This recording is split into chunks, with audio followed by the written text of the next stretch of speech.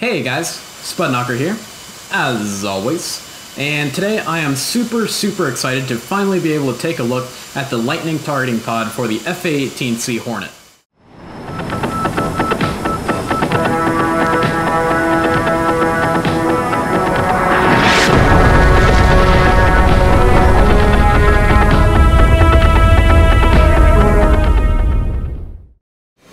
I have personally been waiting for this new feature for the Hornet for a long time. I know that you guys have been super excited for it and have been waiting for it for a long time as well.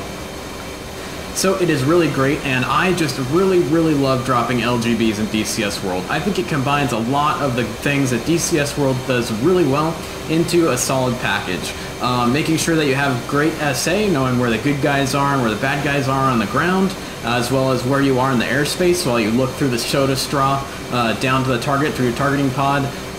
Teamwork and multiplayer between different jets buddy lasing for each other, as well as the deep systems integration and learning that is a big part of DCS World. Dropping laser guided bombs just brings all of these together, and for a long time now I've been having a ton of fun dropping laser guided bombs from jets like the AV-8B Harrier and the F-14B Tomcat. So it is really great to see the Hornet finally join that cadre. Now, I sincerely do hope that ED considers moving up the priority of a targeting pod in their modules up a bit higher, because I think it is a 100% needed part of the modules in DCS World. So I really hope we see the targeting pod earlier in the lifespan of the F-16C that is coming from them next. Because, like I said, for all the reasons before, I just love dropping LGBs. I think it is one of the things that DCS World just does extremely well, and is just a lot of fun. So, the lightning targeting pod that we have here on the F-18C is how it is modeled just like that the USMC, or United States Marine Corps, would use on their Hornets. As a result, the targeting pod is limited to mounting on the centerline number 5 station underneath the belly of our Hornet here, as we can see. And look at that handsome targeting pod. Isn't that great to see on our Hornet? Now, all of the Hornet operators besides the US Navy used the lightning pod in some form or the other, whether it's on the centerline or on a cheek station. Off the top of my head, I can name Canada, Australia, and Finland as the biggest users in that sense. I believe that Malaysia also uses the lightning pod. So it's definitely worth it for ED to integrate the Lightning onto the F-18C. The Lightning pod is built in the United States by Northrop Grumman, as well as Rafael Industries in Israel, and is sold across the world and integrated into a breathtaking breadth of aircraft. It'd be difficult to list all of them in one list, but off the top of my head, I think I could name F5, F4 Phantom, F-18, F-16, F-15E, even old Su-27s in the Kazakhstani Air Force carry the Lightning pod. MiG-21 Lancers in Romania carry the Lightning pod. Kafirs, anything you can think of, a Lightning pod has probably been carried on. Even Jaguars and MiG-27s in the Indian Air Force. So it's a very ubiquitous and very battle-proven pod that's out there. So how do we use it here in the F-18? Well, this is the very first iteration of the Lightning pod in DCS World for the F-18C, so things may be a bit buggy here, and I'll try and give some tips as to how to avoid that bugginess that I've found after trying all day long to make you guys a video on the targeting pod. So let's go over the situation that we've got here out in front of us. So near Bandar Abbas, some Marines have found a couple of Iranian vehicles for us to hit with a couple weapons that we have on board. Because we're a Marine Corps Hornet with that lightning pod mounted on the centerline station, we're going with a kind of a prototypical contemporary loadout for close air support that you would find on a Marine Corps Hornet in, say, Syria, Afghanistan, Iraq, Libya, kind of the modern day contemporary battlefields.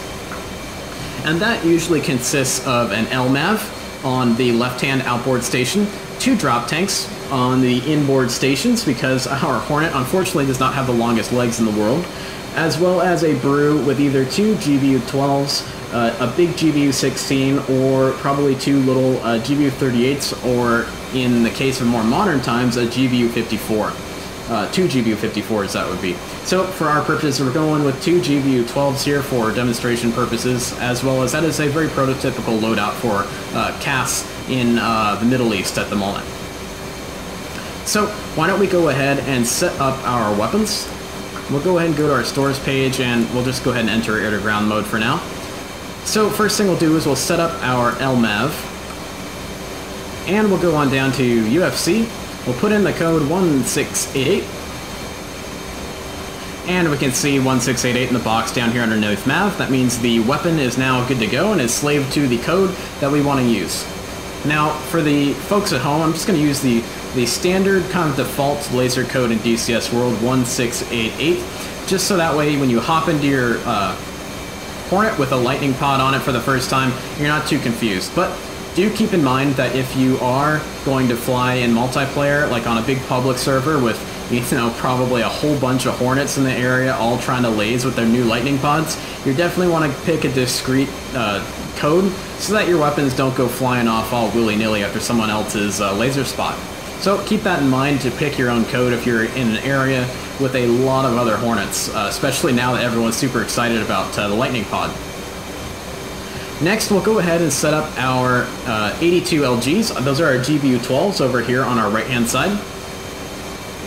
Now, the code 82LG up here on our stores page is due to the fact that GBU-12s are a good old-fashioned Mark 82 with a laser guidance kit plugged onto it. So that makes it a smart bomb. So that's why it's 82LG Mark 82 laser guided.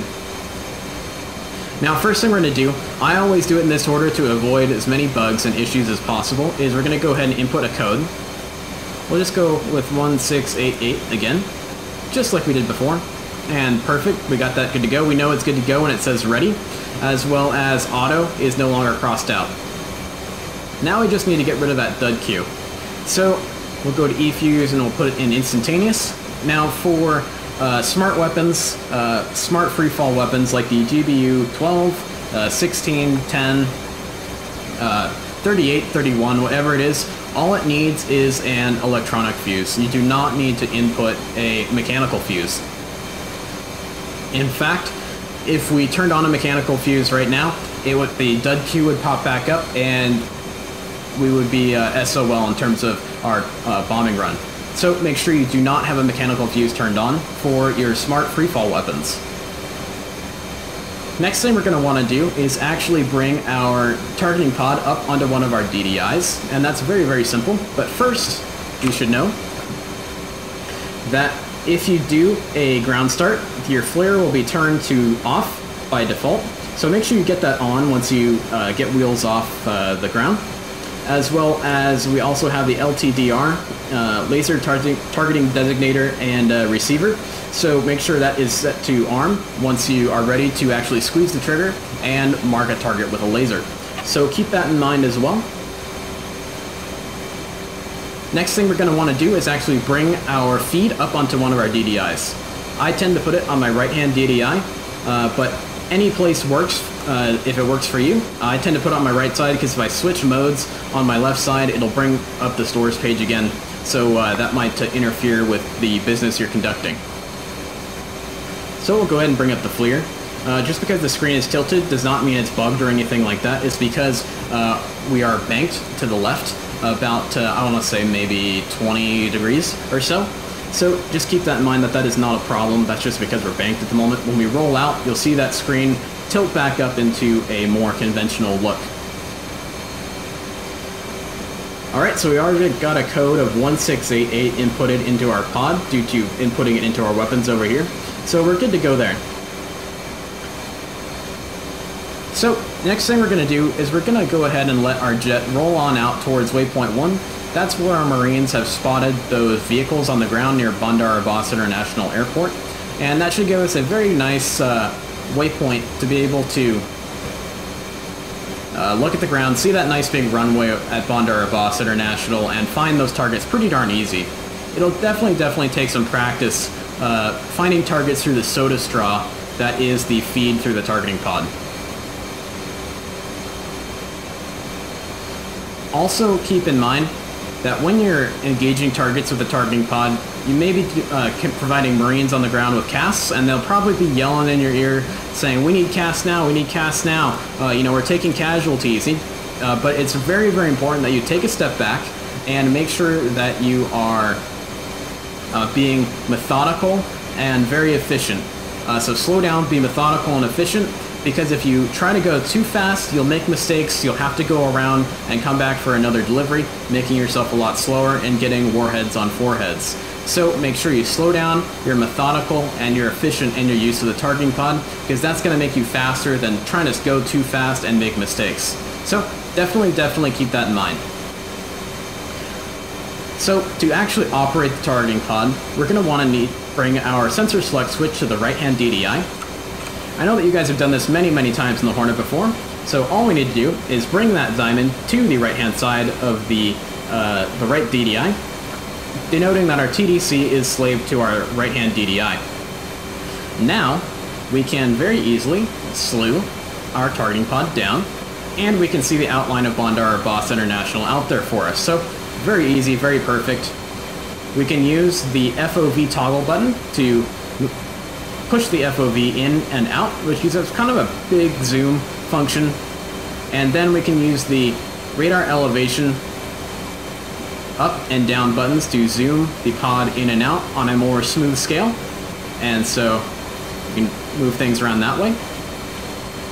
And then, if we needed to, we can also use the FOV button with a long press to turn the pod from CCD to FLIR mode very easily, just like that. And we can also adjust from white hot to black hot. So why don't we go ahead and start looking for some of those vehicles out here. I'll go ahead and put it back into CCD for now. We'll zoom her on in.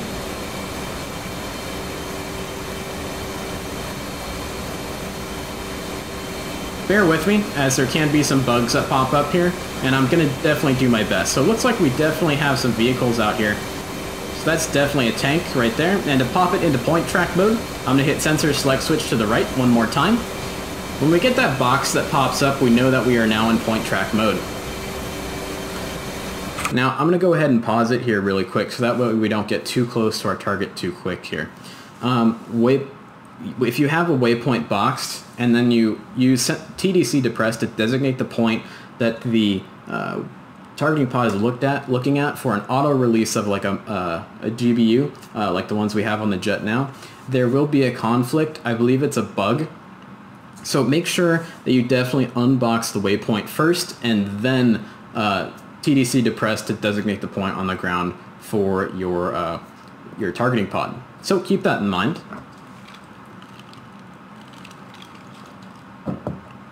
And let's go ahead and continue the run-in on the target. Next thing we're going to do is go down and very quickly flip our LTDR into armed mode, so that way we can fire a laser down there. So let's go ahead and get to it.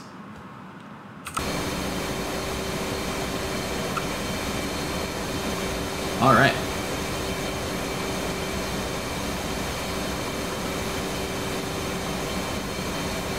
So, unknown why we are getting a dud up here on our HUD, as our weapon is good to go down here.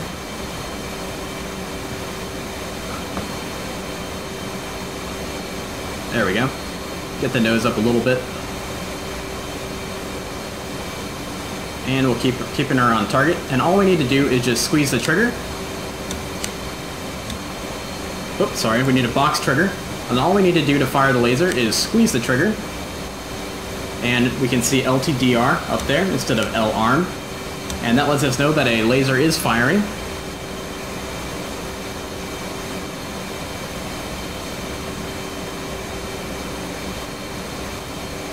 Now we should not be getting a dud cue at the moment. That's a little bit strange.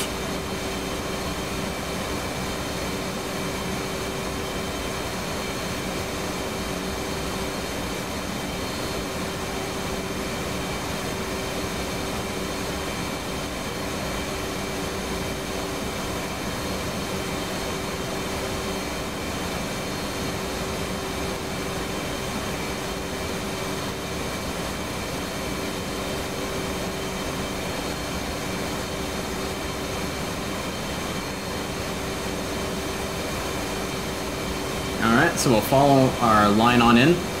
Now we've got rid of our dud queue somehow, so we'll keep going in to our target area here. Getting ready to drop our weapon. We're going to go ahead and pause it one more time here. So keep in mind that this, our targeting pod likes to stray off because we can't slave the targeting pod to our designated target at the moment. That's coming in a future update, so make sure you're always looking at your pod and making sure you have it in the right spot, like i.e. this tank here. So we'll continue.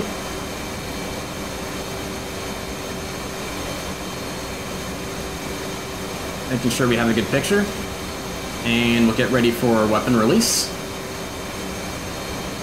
Weapon away, and now we're going to hold the trigger down to fire that laser, and we can see the weapon dropping.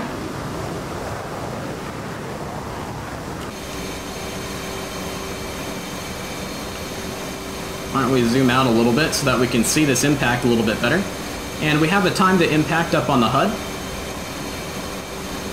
Still squeezing the trigger to keep firing that laser.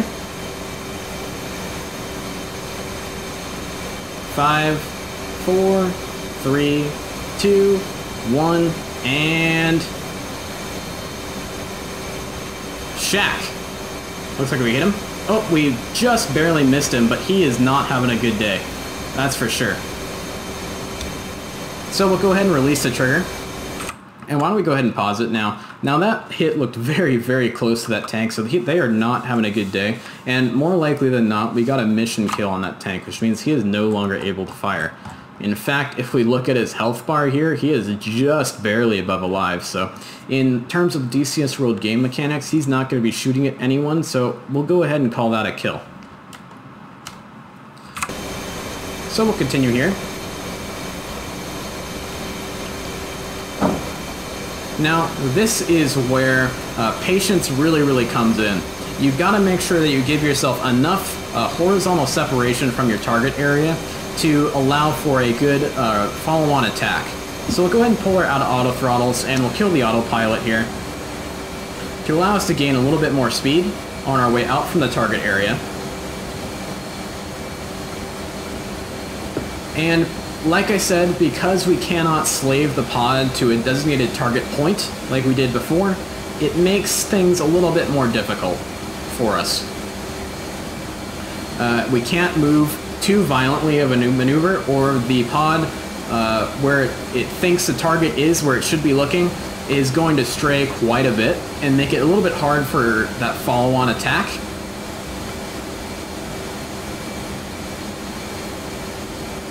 But once we get a new update to the pod and we can slave that pod to that designated point on the ground, you can maneuver as hard and as violently as you want, and when you come back out and unmask the pod, that pod will snap right to that target, just like it does with the Lantern pod and the F-14 Tomcat.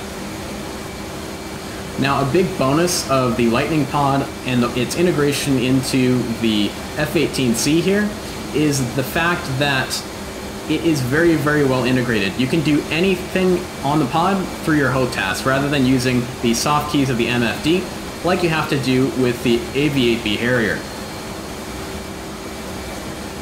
In real life, the Marines budget didn't allow for the software upgrades for the AV-8B Plus and AV-8B NA to fully integrate the pod into the HOTAS system of the jet.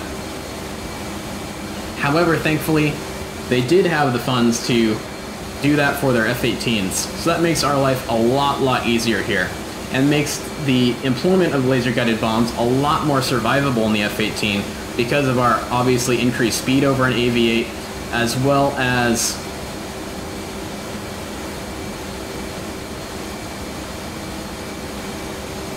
alright, so we'll go ahead and bring her on around, put in some rudder to try and not gain too much altitude. Alright, so we still got that area here. We'll go ahead and undesignate the target. That is another thing that seems to pop up bugs, is make sure you undesignate and delete that target before you pick a second target to then engage with your targeting pod with LGBs, LMAVs, whatever it is, as that seems to induce some dud queue bugs within the LGB with the auto drop system. So just keep that in mind, just something to be cognizant of. Nothing to worry about too much, really. So we'll go ahead and swing her back on around towards Bandar Abbas.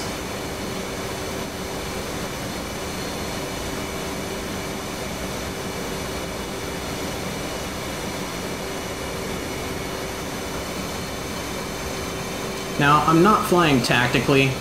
I'm not flying very defensively. I'm just really doing a demonstration here of the targeting pod and its capabilities for you. Alright, so we'll go ahead and throw the auto throttle on for now. Actually, we'll pull it off and let us gain a little bit of speed. Alright, we'll zoom this on out. And we'll find another target for us. Looks like we got one right here. Okay, we'll pause it again for another quick little tip here. When you're slewing the pod around, we don't have this HUD symbology at the moment just yet to show us where exactly the pod is looking. So keep designating points on the ground in order to kind of walk your pod around into the area that you want to designate. So that's just kind of a hot, quick little tip there that I found that's very, very useful. So make sure we get this guy.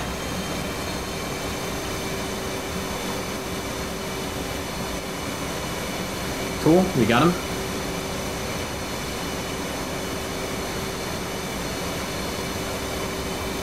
We'll go ahead and go to full mill and increase our speed a bit here.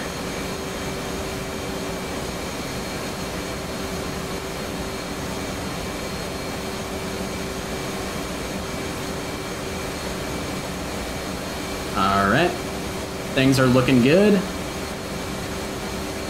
We got barometric altitude in there.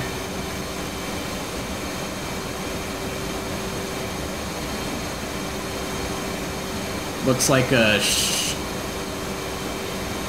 ZIL with a cannon on the back. A ZU-23 probably. Perfect target for us. Alright, coming down to countdown, and here she comes. Weapon away. We can hear that weapon fall away. And we're squeezing the trigger again for that laser. We can zoom out a bit so that we can see that explosion. I tend to really like looking for landmarks in CCD mode, like mountains, buildings, airfields, things like that. And then when it comes to finding the vehicle or the target you want to hit, that's when I usually flip her over into FLIR mode and use the white hot, black hot to be able to see things very easily that way. So it looks like our weapon is tracking, so cool, we're not running into any game-breaking bugs this time, which is fantastic. And Shaq, wow, right on top of that guy. He is dunzo.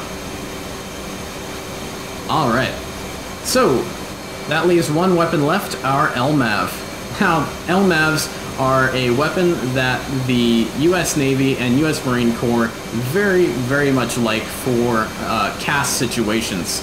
And there's a very, very good reason for that, is the LMAV, because it is self-powered, is a lot more accurate than a falling GBU.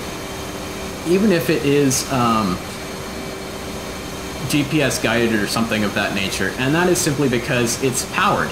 And so the warhead also in a Maverick is rather small in comparison to a lot of other weapons in its weight category. So it is very good at reducing collateral damage. You can put the LMAV into a building and only hit, you know, the room or a couple rooms around it without knocking down the whole building, for instance, and, you know, causing casualties through the rubble falling down, things like that. Or if you read a lot about the employment of F-14s and F-18s in the early phases of the invasion of Afghanistan in 2001, using LMAVs for high vertical targets like taller buildings or guard or watchtowers, things like that, that are very, very difficult to hit with a standard GBU. And a lot of LMAVs were buddy laced by F-14 Tomcats. So it's very, very cool to have that full potent buddy US Navy and US Marine Corps buddy team of the F-14 and F-A-18C firing on all cylinders now. So while we build up some separation here, why don't we go ahead and get our LMAV ready to go. Now, because the integration between the targeting pod and the weapon systems in the Hornet is just so great, when you first select an LMAV with a targeting pod up on your screen here, it will be in uncaged mode, and it will automatically slew and slave itself to your target point. So why don't we go ahead and open up the scope page, the format page for the LMAV. We've already got our laser code put in, so we're good to go there. We're just building up some separation here.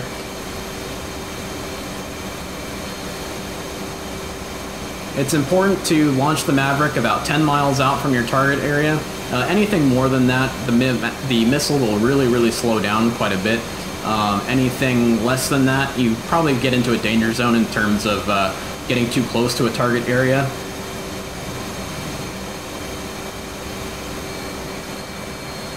Like I said, it's all about patience. The more patient you are, the more methodical you are, the more efficient you are in your T-pod usage, the quicker you're going to get weapons on target, and the quicker you're going to be able to help out Marines on the ground.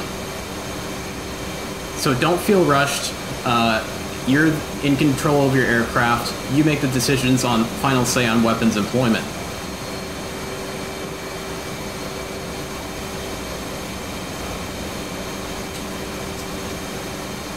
So we'll go ahead and back our pod up a little bit here. Where are we? Just looking for that field again. We'll bring the FOV out a little bit, and we'll go ahead and throw her into CCD to help us out a little bit here. We got the airfield, so I believe this is where our tanks were, somewhere in this general vicinity. There we are, there's some fires, so perfect.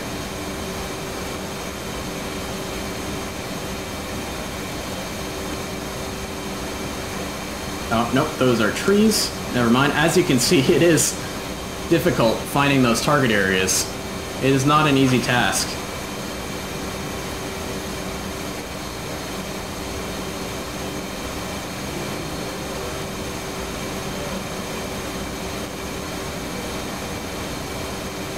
Bear with me here, we'll find them.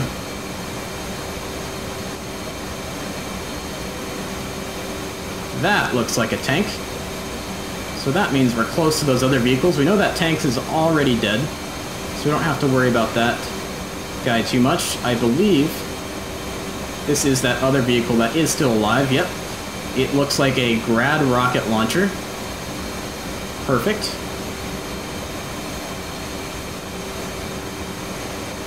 So we'll go ahead and delete that target point, and we will add a new target point. And as you can see, our LMAV is already slewing and slaving to that target point.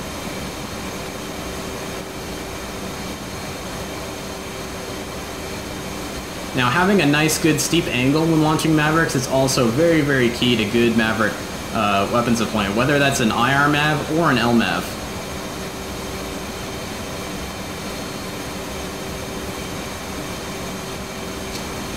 So we'll go ahead and get rid of the autopilot for now. We'll start lasing the target area. And we can see on our Maverick scope there that we have a target. So we'll go ahead and rifle that Maverick off.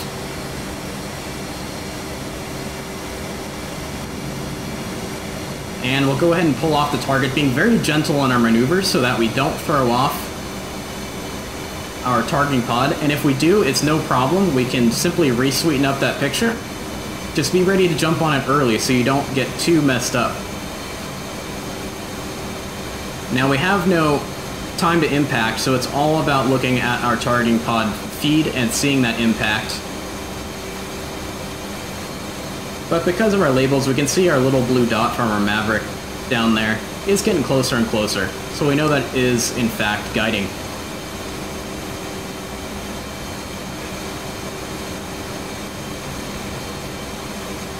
And shack. Nice shack. Very good job. And we can see that grad launcher is no more. Stalin's organ is no match for an LMAV, that is for sure. So guys, happy hunting. I am really excited. This is finally here, and I am very excited to bring you guys a video to show you guys what it's all about. I hope you guys have a ton of fun with the targeting pod, and hopefully we get a mission together soon to fly the Hornet with lots of targeting pods and lots of LGBs flying everywhere and lots of LMAVs flying everywhere. So if you liked the video, please give us a like and a subscribe, and please consider donating on Patreon that is, and it really helps to keep the channel going, and it all comes back to you guys in the form of awesome missions and lots of cool content here on YouTube. So thank you very much guys, and make sure you check out Wild Weasel Apparel because I forgot to plug them earlier in the video. So thanks a lot guys, and fly safe.